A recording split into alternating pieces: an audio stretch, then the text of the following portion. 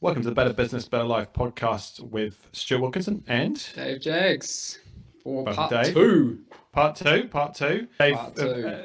We're recording this on Tuesday the 6th, and Dave, we were just talking before that Dave is in Christchurch, and it's a little balmy day, but you've got snow on the mountains, so that's exciting. Oh, we've got snow in the back garden. It was quite the fanfare this morning when Florence woke up. She was boots first on, snow? out there in her pajamas with Cool. with a hat That'd on. be cool. So Well, you're like, brilliant. oh my God, don't get too cold. Yeah. I'm trying to get the fire lit and do all of the sensible things. Well, No, it was good. 3-year-old daughter is just in the snow in her pajamas. Yeah, pretty much. That's responsible parenting, isn't it? That's what it's like. Yes. No, we've all been there with toddlers. No, I'm not wearing that. I think you should. It's quite cold. No. Okay. Let's just get out. Let's go. We've got a time limit here. Yeah. So it's kind of part two. Last week we kind of opened the kind of conversation talking around, and like we said, there's a number of ways of doing it, but it's the marketing and sales pipeline or funnel or process that people buy from you, and how you can influence it, have some structure on that, and I guess in short, have a process which then maximizes the chance of one, people buying off you, but also two, maximize the chance of you dealing with the right customer to probably maximize your sale price, margins, all that sort of stuff, which we talked a lot about last week. So if you're listening to this episode first, pause and go back to last episode so it makes sense, because otherwise, I'm not saying it won't make any sense, but there's a logical fashion, hopefully, to what we're doing. Be fair to say, Dave? Yeah, I think that'd be fair. They'd be like, well, wait a second, who is my customer? Correct, which is the first thing we opened up in the last episode. So, yeah, the last episode, for recap, we did talk about who is your customer, the importance of that. We went off a number of tangents on that, but understanding what influences your customer, what's really important to them, then how you market to them, and did quite a lot around that, even into things like social media and stuff. So I guess today is the sort of next stage. Okay, you've got someone that's potentially looking to buy, they maybe inquired. Let's do that sort of aspect, walk through the door, whatever it might be, and we can start from there. Have I missed anything, Dave? Have I jumped some steps? Are we happy that we're about to meet someone? No, I think that's pretty good. Yeah, okay. I think we're all on point. So we've talked, I guess, in simple terms, you can talk about last week, you could argue was the marketing side of how you market your customer. Now you're potentially dealing with customers. So we're traditionally, now you're in sales mode. You're into a sales process. So Dave, when people hear the word sales, there's lots of connotations, some good, some bad. But how would you demystify sales for people? Sales is a really interesting one, isn't it? Because I think it's something that people are notoriously uncomfortable with, which I find kind of ironic, because they start a business because they're good at something or they're providing a good quality service and they think, oh, there's an opportunity here. But then when it comes to actually putting a price on the service they're delivering, everyone seems to start like reeling and panicking, and suddenly they don't know what to do, and they're discounting this and doing that, and rather than just actually understanding their worth and valuing themselves. Yeah. So I think when I'm talking about this part of the sales process, after you kind of know who your customer is and you're kind of actually starting to get some hits, it's actually like, this is like building a relationship. It's like going on a first date. You've effectively got to take someone who doesn't know you, tell them enough about you to keep them interested, and slowly like take them on a little journey to the point that they're like, yeah, this will work. This relationship's good. This could be long term. Money. Do you know what I mean? So it's like it's like dating, isn't it? Yeah. Well, dating before the world of Tinder.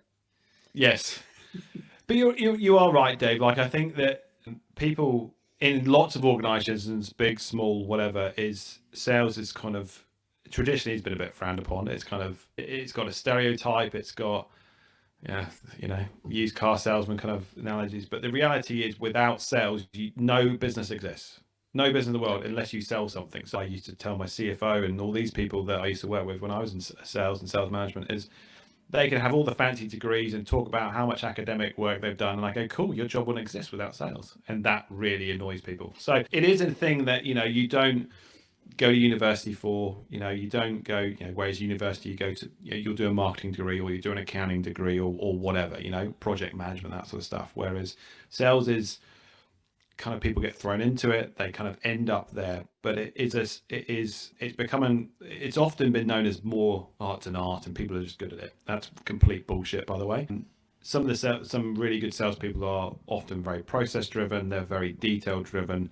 They are very focused on the small details of things to make sure that they are perform really well and get an outcome for their customer. And it is about a process. It can be repeatable, but you've got obviously to find it around also that ideal customer. So if you're trying to sell to everyone, it can be quite tricky because you're dealing with lots of different people. But there are businesses obviously like that, and they tend to be more technology based, like sign up stuff. So I think when we talk about sales now, the big shift we've seen in sales is when you said that, Dave, when you turn up the first date. The difference now about the first date is I know all about you because I've researched you. I kind of know what I want.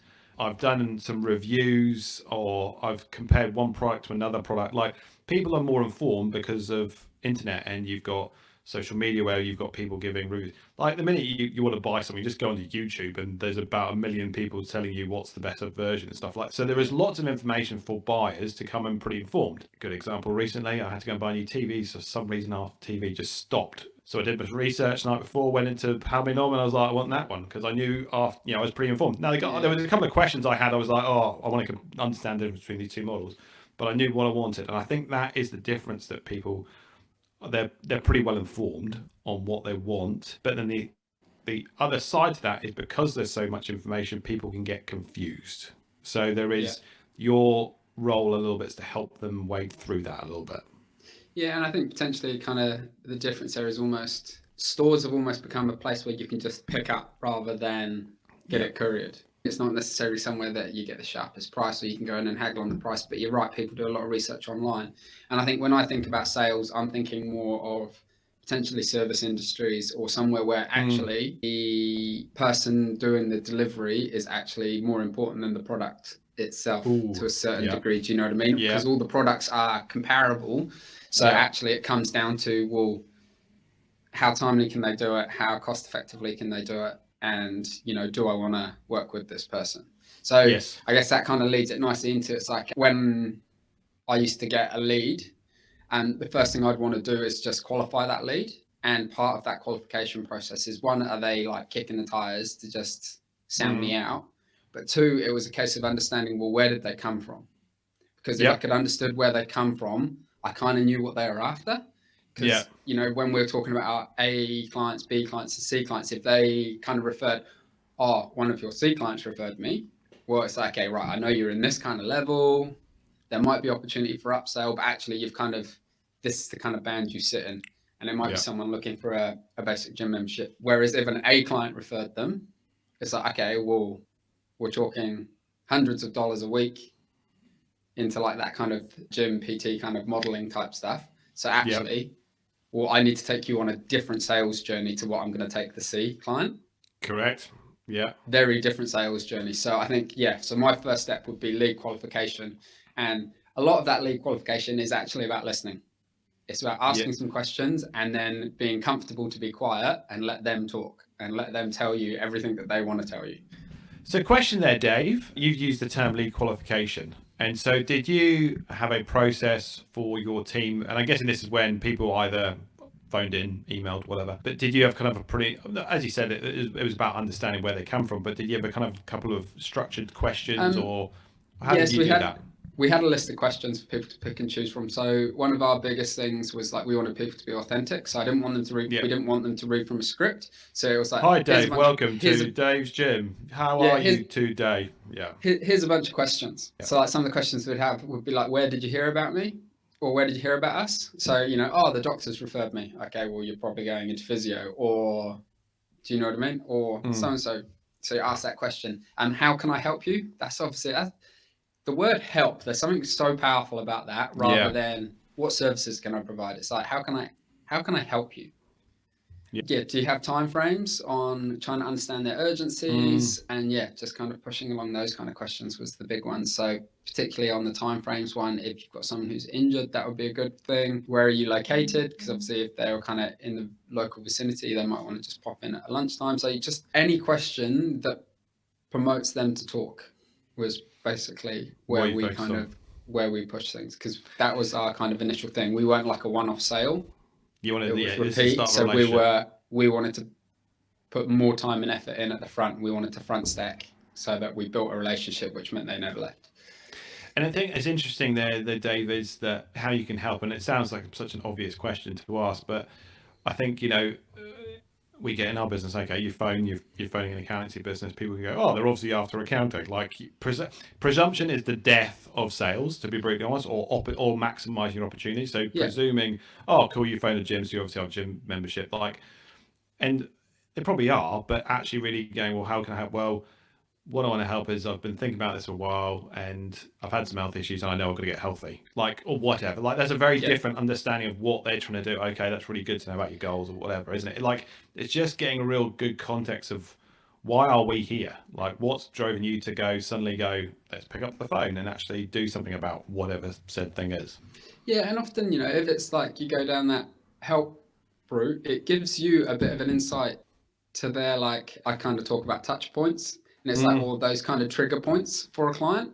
So, I was actually out on a client visit last week. This is for Right Way, and it's kind of like I very quickly realized that actually the trigger point was they're doing really well with the business that they had, but they didn't know how to grow it.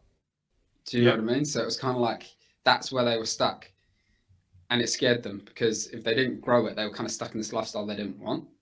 But it's Mm, interesting because as soon as it's like, how can I help? Then it's like, okay, well, if everything I do here needs to relate back to that.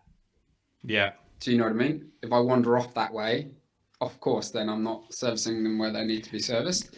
And potentially I Completely can push agree. them wherever I want down the line, to make sure they get to where they need to go in other areas of their business. But actually, initially, we need to get some runs on the board with showing them how to grow.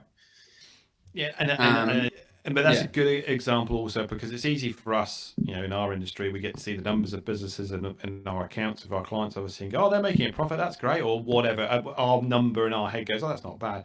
But as you said, that can exclude a whole conversation. So I think tip one of many, hopefully, is don't presume, isn't it? It's but when someone contacts your business, have a bit of a structure, have a sort of consistent way or questions. I like that, Dave. A range of questions, I think, is really, really cool because you don't want people to be robots. You want them to be themselves, but you want to really understand what you can do yeah, because depending, like, I never forget the last car we bought. No, it was a couple of years ago. No, it was before the one previous to that.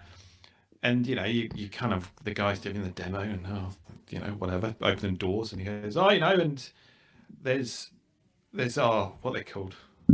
What's the car safety things for the car seats, Dave? Exofix or something? ISOFix. Isofix. So he was showing us, but it was before we had kids. He's like, oh, you got Isofix. I was like, cool. We haven't got kids. So what? Like, you didn't even ask, are you planning a family?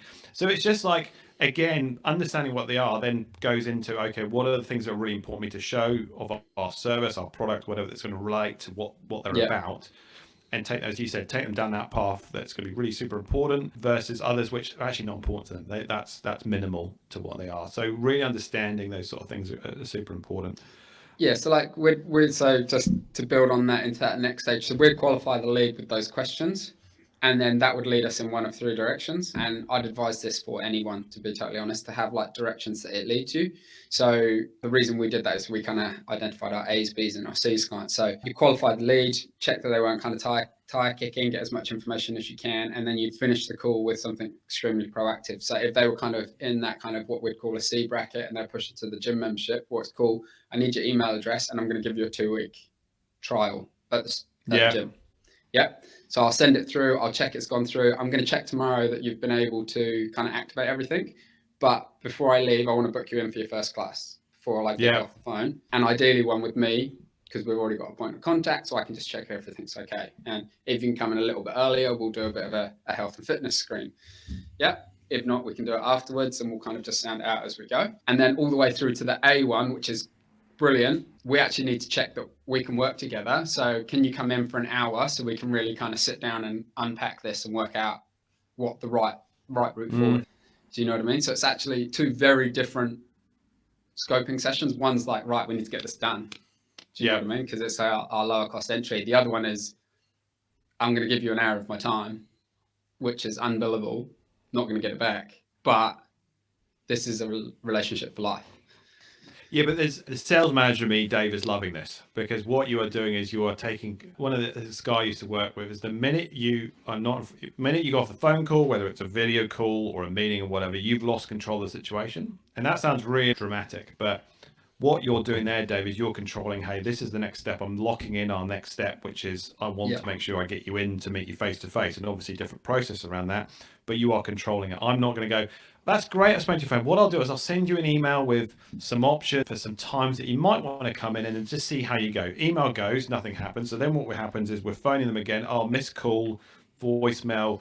And before we know it, that person's gone because we've tried to phone them 3 times. They've been busy because of life, whatever, they're at work. And they've not replied because they've forgotten about it. They've contacted somewhere else and off we go. Whereas while you've done that, you confirm the next step. My next step in my sales process is to get them into for a consultation, could be whatever is in your language for your business, scoping session, discovery session, whatever it is. But I think that's really cool, just showing that take control. This is our next step. When is available? Oh, I'm not sure yet. Because if they say they're not sure yet, that's a good sign. You're going, okay, why are you not sure? What's holding you back? You've obviously phoned in. Oh, I'm shopping around. Okay, what's important for you? What are the things you're trying to understand by shopping around different providers? Because if you just presume but confirming, you can get a dangerous world. But by actually making sure you can lock in the next step, you're understanding their commitment level, which I think is really important. So getting a bit salesy here, but that sort of stuff is super important for sales efficiency, but also maximizing the amount of leads that come through the business, which then turn into sales as well. Yeah, definitely. And we highlighted that our biggest sales pitch was actually just us being ourselves. So if you got someone into a class and they met the people they were going to be training with, it sold themselves. Do you know what I mean? Yes. And if they sat down in the studio and kind of saw what an unthreatening place it was, which was kind of the biggest barrier to most people who are coming into that kind of health and fitness thing. And, a couple of staff members walk past, say hi, a couple of members walk in, you have a bit of banter with them. And suddenly they're like, actually, everyone else has sold it without us having to. I can see myself here. Yeah, we just need to build the rapport. And, going back to kind of what we were saying the other day, I think it was in the last podcast, but it's like we never used stock imagery. It was always photos of the studio. So it's like they suddenly see themselves and now they're in it, but actually it's exactly what they saw. Yeah. Do you know what I mean? The only difference is they've kind of come in the door in quite an unthreatening way. And I think that's important. It's interesting, isn't it? Because we've moved into a house that's a bit of a doer up or down. And we need to get our roof painted and sealed and tidied up and touched up and stuff. And it was nothing that we didn't know we were going to have to get done. But the number of companies I've phoned who, one, haven't got back to me. Yeah. Yeah. Two, are like, oh, yeah, it should be about this much. And it's like, you haven't even looked at it. Yeah. And then it's like, there's a couple who's like, yeah, cool. Hey, when can I come out? When's convenient for you? They come out and, jump out some ladders. They're up on the roof looking around. Oh, took a few photos to show me and then give me like an information pack at the end. Yeah. It's like, well, who am I going to go with? Correct. And I think, I've had that recently as I think we could document my renovations on this podcast, but we've said the same thing. And I've had it like people, and I get it. Look, construction's in an industry which is obviously softening a little bit now, but has been going gangbusters. We get that. But if you've not got a process in your business, I phoned one guy and he apologized because he was on a digger, but half his team had COVID. But so he kind of was like, I'm not normally a digger. Sorry for answering a digger. But if you've not got a process where you can't answer the phone because you are tied up on tools, that's not a process. You need to look at investing in your business. Okay, whether it's virtual assistants, you can get that sort of service, which are really good. I know there's some people that specialize in trades. There's a firm up here in Auckland, I've forgotten the lady's name now, Released it's called, but they're a virtual, they specialize purely in trades. And the idea being is they'll give you all that wraparound admin support on answering the phone, all that sort of stuff, because all those are opportunities.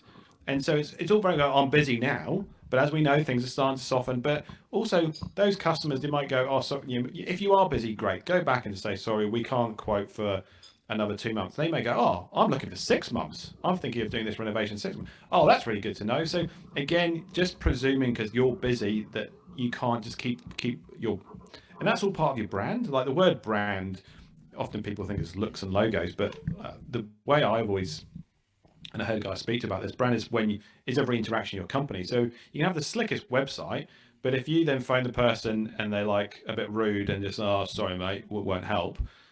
Cool, that's your brand, not the nice website you've got. So there's a whole other tangent I could go on, but I was going to say pushing international net promoter scores.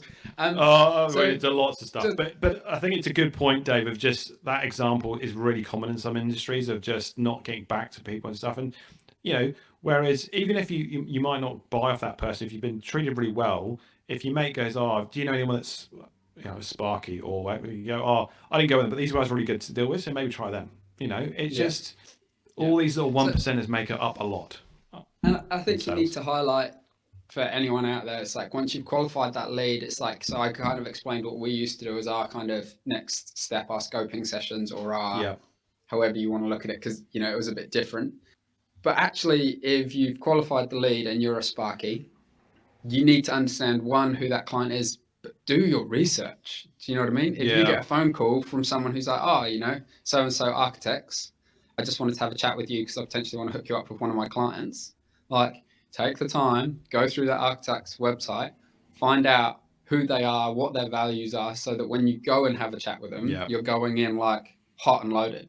Do you know what I mean? It's like, well, these guys highlight the quality and service and something are like keys to their business. It's like, well, make sure you highlight why you provide quality and your customer service is excellent. Do you know what I mean? It's like, actually take the time to do your research, and you need to do that on all of the clients, but you just need to allocate the right amount of time. So if it's going to be a potentially huge sale, you can give it more time. Whereas if it's a low kind of sale, do a little bit of research to make sure you're going in a positive way, but give it an element of time that is relevant to the potential sale price. Correct. And look, we're talking a lot about bigger types of sales here in more service industries, and it's very different to, we've got a whole podcast on e-commerce and things, which is a very bit different. Obviously, it's a bit more technology based and very different methods. But Dave, I think you made a really good point there about pre-work and research. Like, we had a presentation yesterday, which is a bit different from our partners, Mindshop, who help us with our developing our advisory skills. And one they said is pre-work for doing sessions with clients is becoming, because people are time poor, it's just becoming more and more valuable. And it's the same probably with sales. Like, if you've got a meeting with a client, you've booked it up, the beauty of technology is automation's there, whether it's templating or whatever. So you could send out going, hey, looking forward to seeing you, Dave. In our session, we're just going to be covering these 3 things. So it'd be great to have you, if you've got plans, maybe it's construction, it'd be great if you could send that beforehand. Here's a little portfolio of the work we do, but also it'd be great to understand a little bit of your design. We'll talk about design, whatever it is, but just start to take control, and also that sets you up for a really good session with that client, if it's a discovery session. But there's lots of different ways you can set up the next step to be successful rather than just winging it, to be brutally honest, and that's a lot of people do it. So any other thoughts on that, Dave, before we go? Yeah, well, I was going to say, like, I think they're the things that make a difference. They're the they're the 1% that like really change how someone feels, because they don't think, oh, well, I've only got Stu's attention for the X amount of minutes I'm paying for. Do you know what I mean? When you get a message beforehand, it's like, oh, he's actually thinking about me. He's preparing this. Do you know what I mean? And that doesn't just have to be for something like business advisory. It can be sending a text message as a physio. Hey, I just wanted to check in, see how that's going. Or do you know what I mean? It could be as a PT saying, hey, I hope you're ready for today because I've got a doozy planned. Do you know what I mean? Or sorry, not feeling great now, Dave. But it's those little things that actually take 0 time. And could be a message that is kind of copy, paste, slight edit, send on, copy, paste, edit, slight. Do you know what I mean? Correct. Yeah, and it makes a big difference. But take you from being like middle of the road to, whoa. Correct. Didn't expect that. And if you can make a client go, whoa, they're going to tell everybody when they have a beer on a Friday night or a Saturday night, or they're like, oh, can you suggest? It's like, yes, I definitely can. You have to go and see this guy. He's amazing.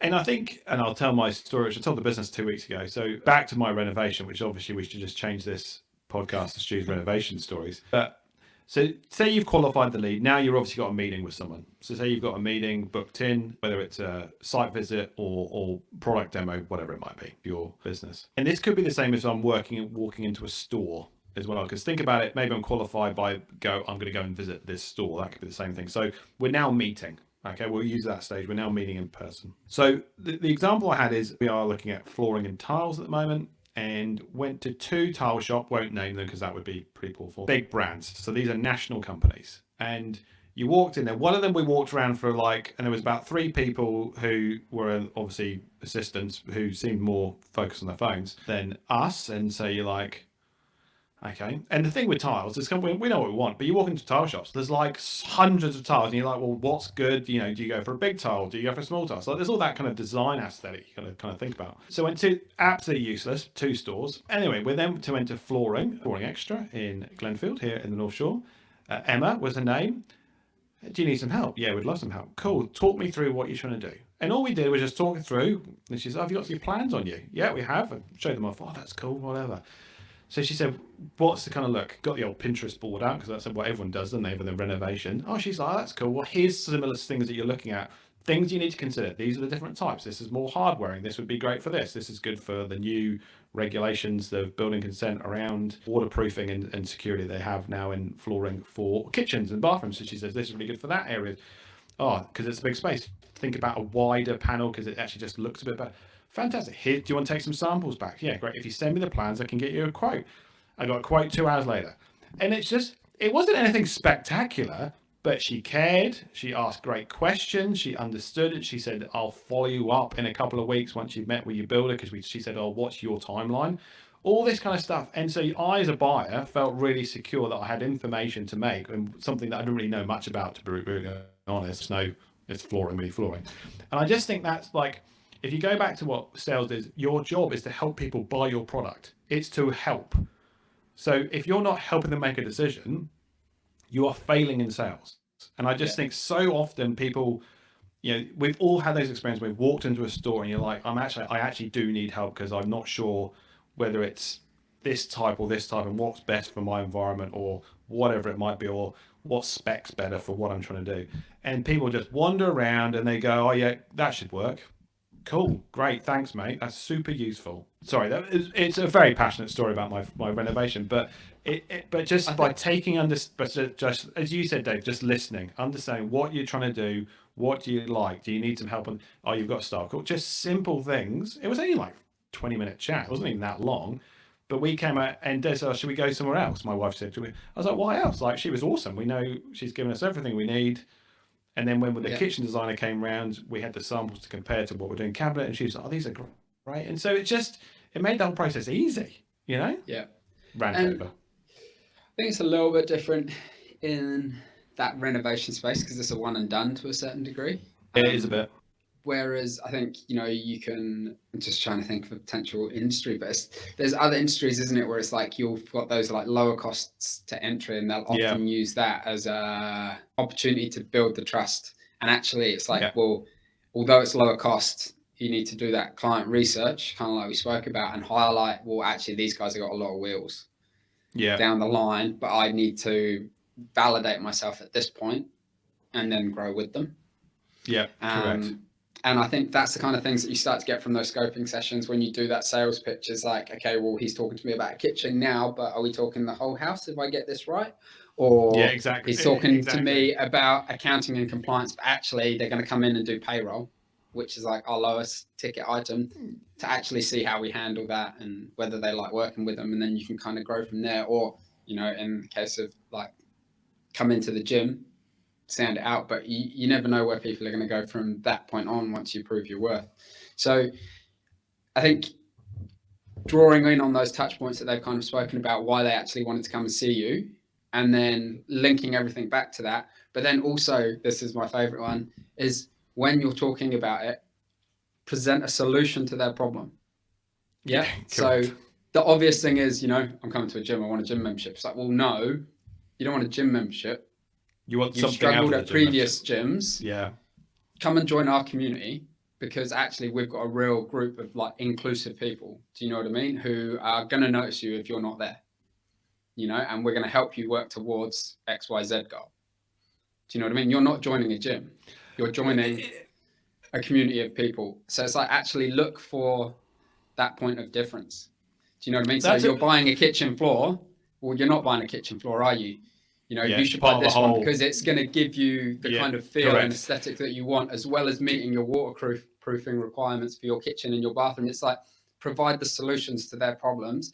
And if we do this, the big royal we, which is also super important, because then they feel like they've got a partner in crime.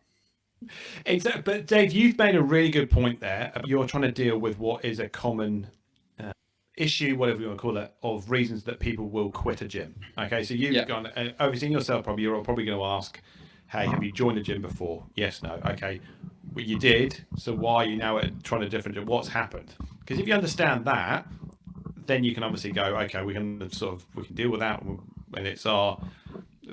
there could be obviously, I guess, a number of reasons, couldn't there, Dave? But there is part of, again, the sales program, helping people buy, but also helping ensure you've got clarity of how you can make sure they stay a customer with you, and at the end of the day, get the sale. And those common things that I remember I did this sales training, and it's such a weird piece of advice, but it's kind of been a really good. Ask the obvious question, like, why are you here? How can I help? What has happened in the past that meant that you quit gyms? How can we help? What would cause you to stay at a gym? Just ask the question. There is a bit of a perception that salespeople or business, they should know that stuff, but just ask the question. Why? What would cause you not to buy from us? What are the concerns you've got? Okay, cool. Let's deal with those two things. Like, getting all that information when you're meeting a customer for the first time, whether it's in a retail sense, whether it's service sense, whatever it might be. Like, it's hospos a bit different, but it's still just understanding what is going on. Because if you treat your relationship as a transactional relationship with a customer, don't understand the need, well, you're going to have to sell 10 times more because the people will leave, to be brutally honest. So they'll churn out, or you're going to have to do 10 times more quotes to get a sale over the line because you're just hitting and hoping. Whereas if you take that time to really understand and go ask questions about the common things which are probably problem for that person, like the flooring example. I didn't know about the waterproofing change of building code for the flooring, so cool, I now know. And she brought that up and said, hey, be aware, if you're going to do this, that means these options are all you've got for your open plan kitchen. These you cannot do. Cool, that's good. That's helping me make a decision. And it's important, isn't it? Understand the needs, work out how you can link your solution to the needs, and then present them together and tie it all together. It's like the Wolf of Wall Street gag, isn't it? Sell me this pen. Do you know what I mean? Like, so it's such a simple concept. I was a bit concerned when you might go there. If you're in sales, it totally makes sense. It's like, it's blue, it's really nice. It's like, well, no, like, you need to find the reason that they need the pen. And then you'll sell the pen. And I think that's the same for anything to do with sales, isn't it? It's like, in this point, I guess, which is, going to be episode 2 of the sales process, is it's going from that qualified lead to understanding them enough so that you can actually put a really good pitch together that's going to kind of hit them exactly where it needs to be hit from. It's going to give them the emotional feels. It's going to make sure it kind of hits them at a point that they're like, well, actually, this is going to hit everything that I want it to. So it's actually, you got to understand and you got to listen. Correct. So let's go to the final part, which is getting the sale. And look, the close. The close. And technology has made some of this easier to do with signing technology or whatever, but some of the principles still the same. So what's your advice here, Dave? So you've got someone who goes, send me a quote or send me the price. That we're into that stage. What do people need to think about there? Well, there's 2 elements to this one, I guess. One is, so you're going to go back to these roofers I've had coming around recently. Like, a couple of them have come around, they've quoted on the spot, which I think is good. They've gone back to their car, they've kind of and they've handed me something at the end with all of their details, sample suggestions around colours for the roof, and a price. And you're like, well, that's like reasonably good. And to be honest with you, once you're good at your pricing, you can pretty much quote on a square meter rate. And technology helps out a little bit with iPads and some of the apps that trades have. Like, apps actually help you kind of that sort of stuff, don't they? But like right now, we've had 3 people round and I've got 1 quote sat in my car. And it's like, well, how long do I before I'm just going to accept that one? Do you know what I mean? Correct. It's like, so he's a step ahead of everyone already. So I think, you got to have who in a good proposal. It's like actually get something good out to them. So it's who they are, who you are, how you operate, Yeah. operating guidelines, tick off any questions that you may need to know to make it look like you're kind of really above and beyond on that, understanding who your client is, the estimate or the actual figures, but making sure that particularly in this kind of economic environment, depending on the area that you work in, that you're tabbing everything out correctly, and that's for your benefit, not for the person's benefit. Terms and conditions, and then a nice easy way to accept. So that's kind of like that, pushing that proposal together. Yeah. However, once you've given them that, you've got to have a review point. You need to have an agreed review point with them. Like, hey, I'm gonna give you a call on Friday so that I can answer any questions you may have about it. Correct. Yeah. You're not trying to phone them to close it. You're phoning to answer any questions. You're phoning to help them. I think good point, Dave, on your roofing example. I love the way our podcast is just based on of what we see in life, but the huge sales efficiency, isn't it? It is sales, but it's huge sales efficiency there by doing it on the spot, because one, that roofer he's minimised his admin time, so he's left at your site knowing I've got a proposal out, so I don't have any follow up apart from maybe a check-in call whenever, 2 days, 3 days later. But also he's there presenting his price. He's control, as I said, look, take control of the situation was one of my things I talked about earlier. Is when you're presenting the price not in person, there is a huge risk there, because let's be honest, if you get sent a proposal, what do we all do? Scroll. What's the price? We don't read any gumph. Well, I don't anyway, but we don't. We just go straight to the price. That's my old CFO used to say. He goes, I used to sit there with IT consultants selling me stuff, and I just go flip through the proposal that they've taken all this time. Let's go. It's too expensive, and then they were like, whoa, that's but that's what we do. It's not human instinct. So you get the price. So you want to control that. I think before you present price, you should know roughly where that's at. So have you confirmed their budget? Is their expectations wildly below what is realistic? Because they might not know they may have seen something on Google and they go, oh, a roof's only going to be $5,000. And you're like, yeah, but that's for this type of roof, and actually it's $10,000. So have I dealt with that before I present the price? So I think presenting price in person is really important. Personally, again, to your point, Dave, earlier, it depends on the value of the transaction. If it's for $200, then very different probably model. Yeah. But like you said, presenting it in a way that makes sense to the customer so they understand it, make sure they've got an opportunity to ask any questions, give time to consider, because some things, people do need, so not everyone's going to be buying on the spot. But then, as you said, secondly, really confirm, hey, I'll give you a call on Tuesday, and not I'll just give you a call on Tuesday. When's a good time on Tuesday? Oh, I'm up free at 10. Cool. I'll give you a call at 10 and we'll just confirm if you're happy to go ahead.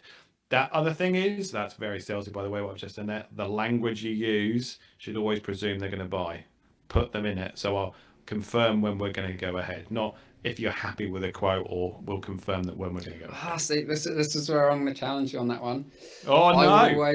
I wouldn't go with that. I think that's, and this is where I think it comes down to you being authentic to yourself. I'll be like, I'd like to call to answer any questions to kind of help you along your journey. Oh, the same. Yeah, but you're rather still, than like, but you're not going, hey, you're still going, I'm not saying presuming, but you're still taking that assumption, which I think is good mentally. I'm still taking the assumption we're moving ahead. We're going ahead. Yeah. But not, I'm here to help. Yeah. That is always the way I picture. I'm just about the deal, Dave. Just get the deal. Pet hates. It's cool. Don't leave a voice message. No one leaves a voice message. No one listens to them anymore. Email or text them. Meet them where they need to be met. And ask them, hey, just out of interest, do you prefer me to contact you via phone calls, emails, text messages? What works for you? Completely. It's such an easy thing to ask. Because I imagine you've got it, Dave. I've got some clients who love email, who are really good at it. Some who love phone call, some who are great on text, some are very good on text who never answer email. Yep. So everyone is different on the preferred thing, and text, I think, messaging is becoming more and more common, to be brutally honest. Yeah, I think because they don't want to kind of potentially talk about stuff in a certain environment. Do you know what I mean? So yeah, then a couple of rounds of that, but then potentially another good one is if it's gone cold, so they haven't answered your calls, they haven't replied to your text message, doesn't mean it's over. Completely it just means they're playing hard to get. Yeah. I personally, this is my next route, is it's always really easy to find something, and you've got to be in the right industry for this, is, I saw this and thought of you. Do you know what I mean? So just say, for example, we're going to go back to my roof. Yeah, the guy's made a suggestion around colour because we've got Oamaru stone as the brickwork of the house. It's like he's bound to have had some photos of that in the past. Correct. Send a photo of what it looks like. Hey, just to help I just saw this and I thought it might help you envisage what it would look like. Yeah. Or hey, I saw this business and it kind of reminded me of yours. They've got quite a good marketing strategy going on. Send it out.